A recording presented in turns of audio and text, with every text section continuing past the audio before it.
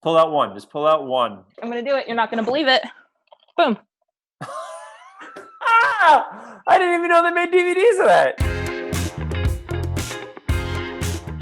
Walk me through like how you got involved and what was that process for you? All I knew at the time was Greg Daniels, Steve Carell, Space Force, and I was like, of course, what are you, crazy? Of course, whatever they want. And I auditioned, and then during the audition, Greg and I had a conversation about how if I got it, how I wouldn't want it to be like Jean-Ralphio, and he was totally on board for that and understood. And then I just got lucky enough that I was the person they chose. On that note, I want to talk about sort of like the formation of F. Tony, because like he's not Jean-Ralphio where he's like an out to lunch idiot, but he's also not like the sharp. Whoa, Megan, whoa. Like, I love Jean-Ralphio. He's beloved. No, I get it. But you he's get a it. Muppet. He's a cartoon character.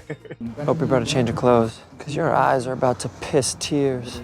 But like F. Tony is also, I wouldn't describe him as the sharpest tool in the shed either. So like, where did you find sort of the middle ground of who this dude was going to be to make him believable, but also funny? Because that's exactly what it was. In my head, I needed to ground it to be a real character and for the comedy to come from a character perspective as opposed to me doing something so stupid that, you know what I mean?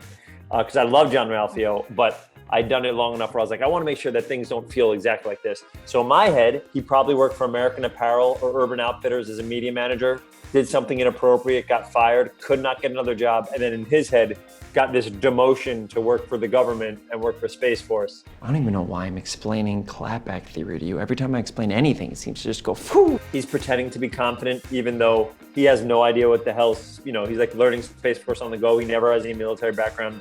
So he's showing his confidence through that, but he slowly wants to get to power again. So people respect him and have meaning for him. And that little secret that I keep is kind of when he's home, I imagine he's a pretty sad guy by himself. He might have 1,000, 1 billion Facebook friends or whatever it is, but he has nothing. When he goes to real life, he's like trying to find some real human beings to connect with.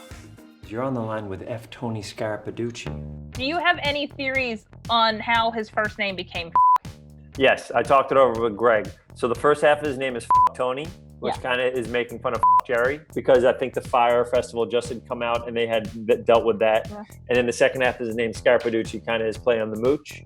But I made sure not to do any research about either of them because I didn't want them to feel like I was parodying either one of them. That's how I kind of created a different new character. What a great answer to a terrible question. Thank you very much for ruining the moment. You can sit down. I'm gonna nerd out a little bit here, because when I first moved to Los Angeles and I was taking classes at UCB, you were like the king of the theater. Oh my goodness. I still have all of your tweets sent to my phone in case you post about hot pants situations. Snowpants, how dare you, Megan? Snowpants. Oh my God, I said I mixed up hot sauce and Snowpants. So they're like, wait, tell people, so Snowpants is a charity show that I put together that's me, a bunch of really incredible improvisers, and 1 or 2 people who've never done improv before. And so that was like Blake Griffin, J.J. Abrams, Jane Fonda, Helen Hunt, and it was all the incredible. Blake Griffin show was so much better than anyone should expect it to be.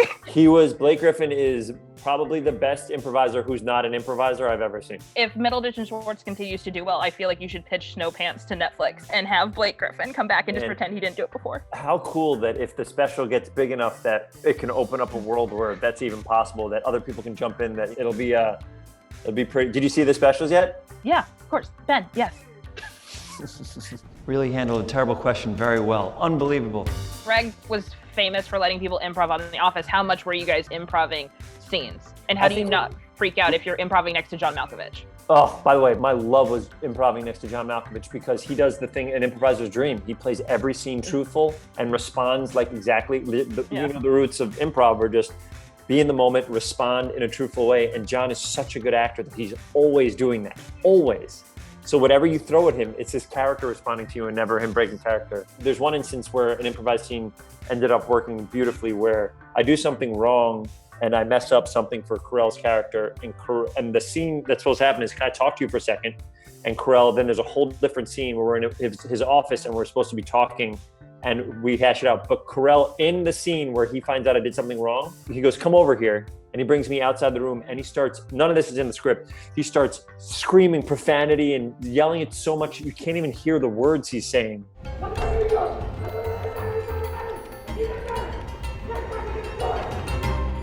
If you get season 2, what is your big hope for Tony? What do you want for him? I want him to do something good. I want him to be, I want you to see like the layers that kind of separate him from Jean-Ralphio, the idea that maybe he's sad at home, maybe he really wants the respect of Carell. I find Carell is his like militant father who doesn't give him any love, and Malkovich is the cool dad, like who does give him love. And I can't wait to see the layers that could go with him, because what's happened at the end of the first season is going to take an incredible media manager to spin in America's behalf. And F. Tony is not an incredible media manager yet. And I think it's going to be really funny watching him try to pretend he is, and then slowly learning that he is pretty good at it later on. Okay, this is fantastic. Let's feel out this direction. Let's keep it going. Okay, what else? Well, Ben, those are actually all of my questions. I appreciate you so much taking your lunch break. Thank you for supporting me and coming to shows and stuff, and thank you for caring, and thank you for owning Coffee Town.